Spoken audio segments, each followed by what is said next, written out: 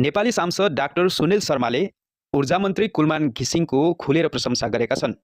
नेपालका सांसद तथा स्वास्थ्य व्यवसायी डाक्टर सुनिल शर्माले हालैको एक अन्तर्वार्तामा ऊर्जा मन्त्री तथा जलस्रोत सिँचाइ मन्त्री कुलमान घिसिङको इमानदार कार्यशैलीको उच्च प्रशंसा गरेका छन्। शर्माका अनुसार उनीहरूको रोकिएको लाइसेन्स मन्त्री घिसिङले कुनै पनि बिना कमिसन 1 रुपियाँ नलिई तुरुन्तै प्रदान गरिदिएका हुन्। शर्माले भने 1 रुपियाँ पैसा नखाइकन कुलमान घिसिङले हाम्रो रोकिएको लाइसेन्स प्रदान गरिदिनुभयो। तपाईँ जस्तो मान्छेले काम गर्नुपर्छ भन्दै कुलमान घिसिङले रोकिएको लाइसेन्स खुला गरिदिएका हुन्।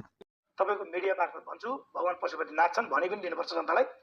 1 रुपियाँ पैसा नखाइकन कुलमान घिसिङले भन्नुभयो हाम्रो रोकिएको लाइसेन्स उहाँले प्रदान गरिदिनु भयो। तपाईँहरू जस्तो मान्छेले काम गर्नुहोस् भनेर उहाँको आफन्तले मलाई भन्नुभयो। उहाँसँग मैले भेट्न पाएको छैन, मैले भेटेर उहाँलाई म धन्यवाद दिन चाहन्छु। कुलमानजीले यसरी नै देश चलाउनु भयो भने हेर्नुहोला, भगवानले उहाँलाई यहाँभन्दा धेरै माथि पनि लान सक्छ। डाक्टर सुनिल शर्माको बयान अनुसार कुलमान घिसिङ मन्त्री बनेपछि पनि आफ्नो पुरानै पारदर्शी सफा छवि कायम राखेको पुष्टि गर्ने धेरै उदाहरणहरूमध्ये अर्को उदाहरण बनेको छ।